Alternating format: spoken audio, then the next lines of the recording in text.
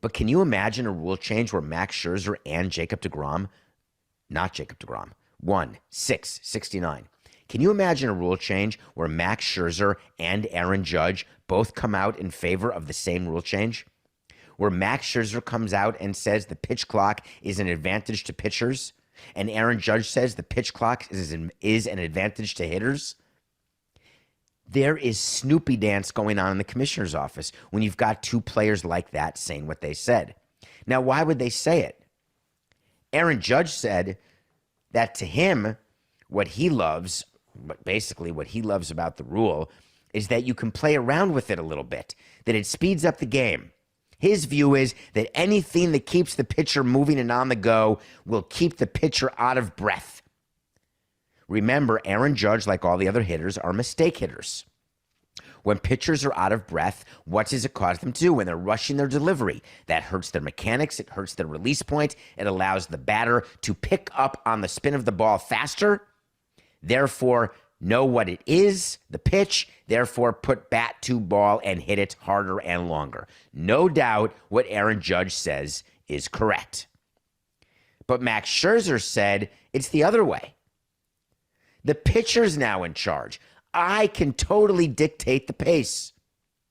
The rule change of the hitter having only one timeout changes everything, Scherzer said.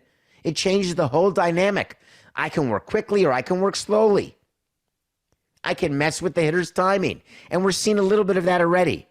Because the hitter has to be ready with 8 seconds on the clock, and a pitcher can make him wait the entire 8 seconds and throw the ball with 1 second, or the pitcher can throw immediately with 8 seconds, or whenever the hitter is showing that he's ready and in the hitting position, the pitcher can go, or then the pitcher can step off, then step on, then the clock starts, then the batter starts.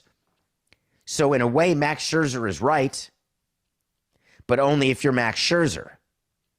There's going to be a lot of pitchers making a lot of mistakes because they're focused on the pitch clock. They're trying to figure out where they are in their motion, whether or not the clock has stopped, whether or not it started, whether or not they've got time, whether or not there's a situation where they've got to put a pitch in a certain place because there's a runner on first and they're trying to induce the double play. The pitcher's got to focus on where the defense is. They've got to focus on, it's different now because the defense is in different places because there's no shift.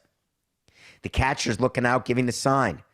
Max Scherzer even had his own PitchCom device during spring training this year, where he was the one calling some pitches to save even more time. That's a funny thing where I love catchers. It is a very, very important position. I love to catch when I love to play, and I still love to have catches. I love being involved in every play. What I didn't love is when pitchers after a game would come up to me and say, man, I did not like the way that game was called. I did not like that pitch at that particular time, talking about the home run that the guy gave up to lose the game. And I would always say the same thing. I'm sorry. Did our catcher walk to the mound and force you to throw a particular pitch? Did he stand there yelling into your face and making sure that you threw the pitch that came from his fingers? If you don't want to throw a certain pitch, I don't care if the catcher puts his fingers down 10 times. Don't throw it. Because guess what? The pitch that you throw is your responsibility, period. So I like that Scherzer has the pitch clock. But it's very important to remember and to understand what's happening here and why it's important that hitters and pitchers are both on board with the rule changes, because eventually that will lead to slower games, not 2:30, faster games, not 2:30. It's not going to be that. I think baseball would tell you that if we could have an average game time of 2:45 down from 3:06, they would be in heaven. I don't think you're going to see an average game time of 2:45 this year, and an increase of actually 21 minutes from last year based on this pitch clock seems too good to be true. Not impossible, but too good to be true. We'll see. But it's going to be interesting.